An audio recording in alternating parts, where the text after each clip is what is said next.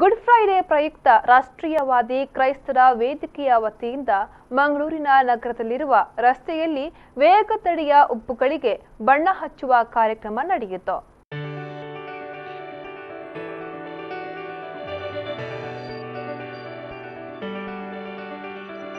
ಮಂಗಳೂರಿನ ಬಿಜೈ ಪ್ರಾರ್ಥನಾ ಮಂದಿರ, ಕಪಚಿನ್ ಪ್ರಾರ್ಥನಾ ಮಂದಿರ ಹಾಗೂ ಕಾಪಿಕಾಡ್ ರಸ್ತೆಯಲ್ಲಿರುವ ಉಬ್ಬುಗಳಿಗೆ ಬಣ್ಣ ಹಚ್ಚಿದ್ರು.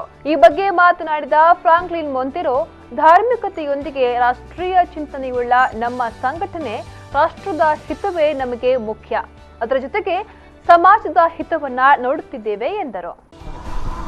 ರಾಷ್ಟ್ರೀಯವಾದಿ ಕ್ರೈಸ್ತರ ವೇದಿಕೆಯ ವತಿಯಿಂದ ಇವತ್ತು ಮಂಗಳೂರು ನಗರದಲ್ಲಿರ್ತಕ್ಕಂಥ ರಸ್ತೆಗಳ ವೇಗ ತಡೆಯ ಉಬ್ಬುಗಳಿಗೆ ಬಣ್ಣ ಹಚ್ಚುವ ಕಾರ್ಯಕ್ರಮವನ್ನು ನಾವು ಇವತ್ತು ಗುಡ್ ಫ್ರೈಡೆ ದಿವಸ ಮಾಡುತ್ತಿದ್ದೇವೆ. ಧಾರ್ಮಿಕತೆಯೊಂದಿಗೆ ರಾಷ್ಟ್ರೀಯ ಚಿಂತನೆಯನ್ನು ಉಳ್ಳಂತಹ ನಮ್ಮ ಸಂಘಟನೆ ರಾಷ್ಟ್ರದ ಹಿತವೇ ನಮಗೆ ಮುಖ್ಯ, ಅದರ ಜೊತೆಗೆ ಸಮಾಜ ಹಿತವನ್ನು ಕೂಡ ನೋಡ್ತಕ್ಕಂಥದ್ದು.